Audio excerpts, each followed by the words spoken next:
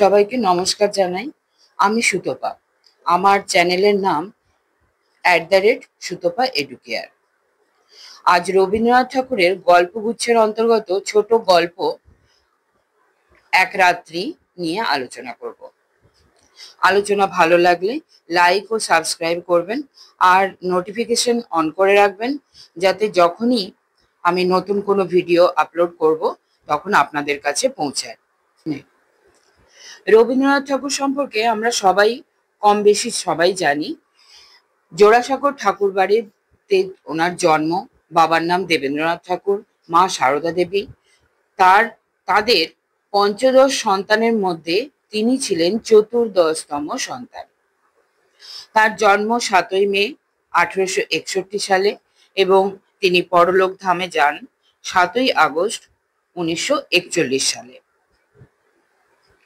80 বছর বয়সে। তিনি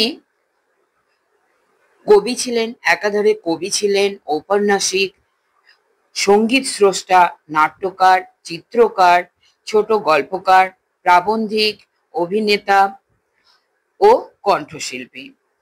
1913 সালে মহাকাব্য গীতাঞ্জলি রচনা করে তিনি সাহিত্যে নোবেল পুরস্কার পান। তার অনেকগুলি ছদ্মনাম ছিল। সেই ছদ্মনামগুলো হলো ভানুসিংহ ঠাকুর, অকপরচন্দ্র ভাস্কর, আন্নাকালী পাকড়াশি, দিকশূন্য ভট্টাচার্য, নবীন কিশোর বর্মন, ষষ্ঠীচরণ দেব শর্মা, বাণী বিনোদ, বিদ্যা বিনোদ, শ্রীমতী কনিষ্ঠা, শ্রীমতী মধ্যমা। এর মধ্যে সাধারণত ভানুসিংহ নাম নিয়েই তিনি বেশি গল্প রচনা করেছেন। ভানুসিংহ নাম নিয়ে তিনি অনেক কিছুই রচনা করেছেন। আজ আমাদের আলোচ্য বিষয় হলো, প্রথমেই বলেছিলাম, এক রাত্রি, রবীন্দ্রনাথ ঠাকুরের এক রাত্রি। এই গল্পে সুরবালা এবং নামহীন একজন নায়কের মধ্যে প্রতিবেশিত্বের সম্পর্কে। এরা একসঙ্গে পাঠশালায় পড়তো এবং বউ বউ খেলা করত। রবীন্দ্রনাথ তার সমস্ত গল্পেই ব্যক্তিক অনুভূতি ও উপলব্ধির গভীর তল স্পর্শ করতে চেয়েছেন। তার লেখা গল্পে চরিত্র, মনস্তত্ত্ব বিশেষভাবে গুরুত্ব পেয়েছে। এই গল্পটি মূলত প্রেমের বাতাবরণে আত্মোপলব্ধি ও অনুশোচনার গল্প। এখানে সুরবালা চরিত্রটি গুরুত্বপূর্ণ, কিন্তু তার কোনো সংলাপ নেই পুরো গল্পটার মধ্যেই। কেবল গল্পকথক বা নায়কের বর্ণনার ভেতর দিয়েই গল্পটি শেষ পর্যন্ত এগিয়ে গেছে। লেখক চরিত্রের আত্মদহন ও আত্মোপলব্ধি এখানে প্রাধান্য পেয়েছে। বর্ণনার বাহুল্য বা তত্ত্ব উপদেশ এই গল্পে নেই। আছে ছোট প্রাণ ও ছোট ছোট দুঃখ, যা পাঠ্যান্তরে অর্থাৎ পড়ার শেষে অন্তরের অতৃপ্তি নিয়ে পাঠক কিছু সময়ের জন্য নীরব হয়ে যায়। পূর্ব বাংলার পাড়া গাঁয়ের ছেলে তার শৈশবের খেলার সঙ্গী বা সখী সুরবালার সঙ্গে একসাথে পাঠশালায় যেত, বউ বউ খেলতো। উভয়ের অভিভাবকরাই তাদের ভাবি কালের মধুর পরিণতির সম্ভাবনা নিভৃতে লালন পালন করত। একথা কথককে বয়স বেশি না হলেও অভিভাবকদের আলাপচারিতা ও মন্তব্যের অর্থ বুঝতে পারত। সম্ভবত এ কারণেই সুরবালার পাড়ায় তার রূপের প্রশংসা থাকা সত্ত্বেও প্রভুত্ব পাওয়া ও বিশেষভাবে অবহেলা করত। প্রভুত্ব পাওয়ার জন্য ওই লেখক বা নায়ক বিশেষভাবে সুরবালাকে অবহেলা করত, যা সুরবালা সহিষ্ণুভাবে মেনে নিত। তার ধারণা ছিল সুরবালা তার প্রভুত্ব স্বীকার করার জন্যই পিতৃগৃহে জন্মেছে। নায়কের দুর্দমনীয় উচ্চাকাঙ্ক্ষার জন্য সে বাড়ি থেকে কলকাতায় পালিয়ে কলেজে ভর্তি হয় ও রাজনৈতিক কর্মকাণ্ড তথা চাঁদার খাতা নিয়ে না খেয়ে দুপুর রৌদ্রে টোটো করে বাড়ি বাড়ি ভিক্ষা করা, রাস্তার ধারে দাঁড়িয়ে বিজ্ঞাপন বিলি করা, সভাস্থলে গিয়ে বেঞ্চ চৌকি সাজানো, দলপতির নামে কেউ একটা কথা বললে কোমর বেঁধে মারামারি করতে উদ্যত হওয়া, এসব দেখে শহরের ছেলেরা তাদের বাঙাল বলতো। নায়ক নজির সেরেস্তাদার হতে এসে ম্যাডসিনি গ্যারিবল্ডি হওয়ার আয়োজন করে। এ সময় নায়কের বাবা সুরবালার বাবা সঙ্গে পরামর্শ করেন সুরবালার সঙ্গে নায়কের বিবাহের। কিন্তু সে সময় নায়ক রাজনীতি নিয়ে এতই ব্যস্ত ছিল যে সুরবালাকে বিয়ে করাটা কোনো কাজের কাজ বলেই গণ্য করেনি। বিয়েতে রাজি হলো না। ফলে সুরবালার একজন উকিল রামলোচন বাবুর সঙ্গে বিয়ে হয়ে যায়। এর মধ্যে এন্ট্রান্স পাস করে ফার্স্ট আর্ট দেবে নায়ক সেই সময় আকস্মিক তার বাবার মৃত্যুতে সংসারের হাল ধরতে গ্রামে ফিরতেই হয়। তখন বাড়িতে মা ও দুটি ছোট বোন ছিল।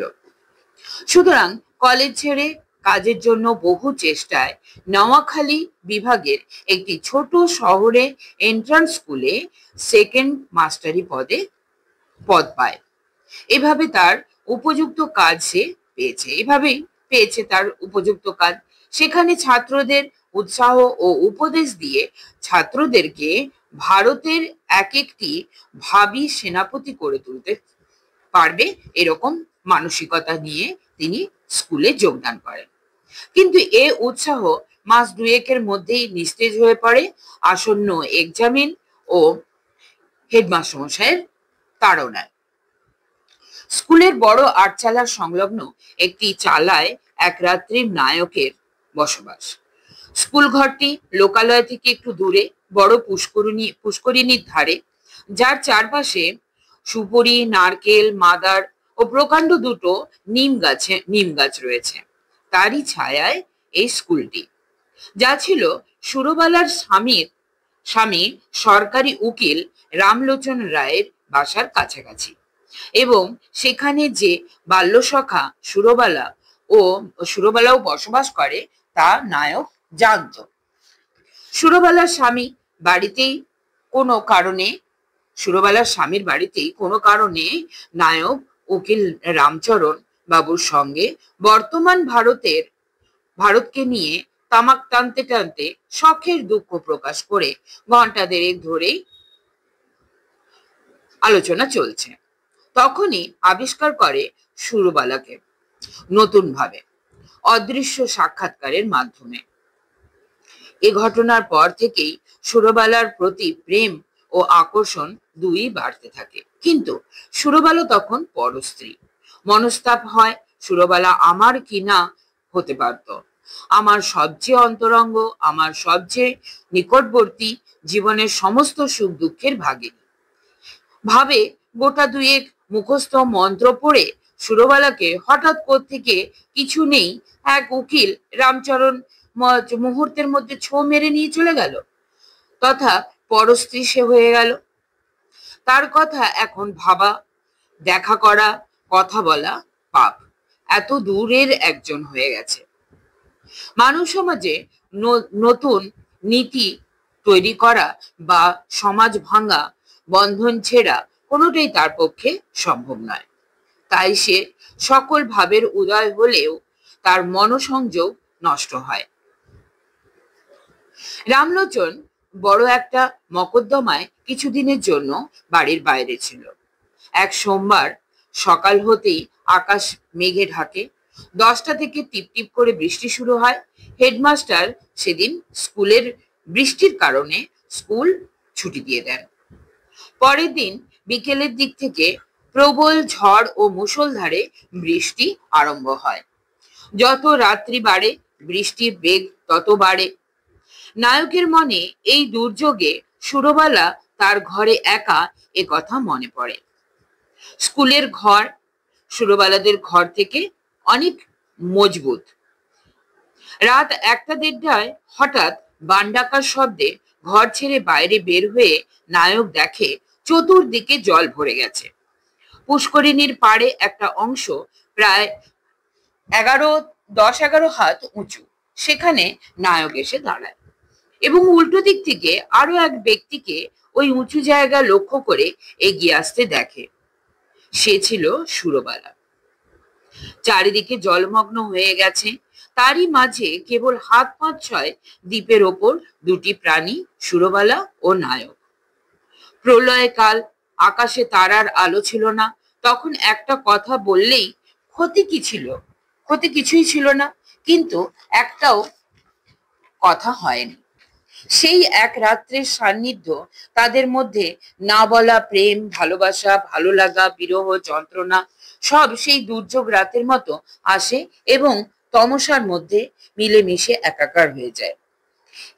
এত কালের সেই অবহেলিত পাত্রী, বাল্যসখী সুরবালা সমস্ত বিশ্বাস সংসার ছেড়ে সেই রাতের বিপদে নায়কের পাশে এসে দাঁড়ায়। তাকে এত কাছে পেয়েও কোনো কথাই বলতে পারেনি নায়ক। নায়কের নাজির, সেরেস্তাদার বা গ্যারিবল্ডি কিছুই হয়ে ওঠা হয়নি। কেবল একটি ভাঙা স্কুলের সেকেন্ড মাস্টারমশাই ছাড়া। তার জীবনের সমস্ত দিন রাত্রির মধ্যে একটা অনন্ত রাত্রির উদয় হয়েছিল, যা তার তুচ্ছ জীবনে এক চরম সার্থকতা। নিজের অবস্থার সঙ্গে প্রত্যাশার অবাস্তব ভারসাম্যহীনতাই নায়কের বেদনাময় অনিবার্য পরিণতির পরিপ্রেক্ষিত প্রস্তুত করেছে। তার রাজনৈতিক উচ্চাভিলাষ রূঢ় বাস্তবের পীড়নে বিপর্যস্ত হয়ে গিয়েছে। তার নিভৃত ব্যক্তিজীবনও অচরিতার্থতার বেদনায় হয়েছে রক্তাক্ত। এখানে গল্পকার কিন্তু কোনো তত্ত্বলোকে পৌঁছানোর প্রয়াস করেননি। গল্পটি আত্মভাষ্যে উপস্থাপিত হওয়ায় চরিত্র নির্মাণের অবকাশটুকুও ছিল না, বরঞ্চ পরাজয় মেনে নেওয়ার এক অত্যুচ্চ রোমান্টিক আবেগ উচ্ছ্বসিত হয়ে গেছে গল্পটিতে। সেই কারণেই সাহিত্যে ছোট গল্প গ্রন্থে নারায়ণ গঙ্গোপাধ্যায় এক রাত্রিকে কাব্যধর্মী গল্প অভিধায় চিহ্নিত করেছেন।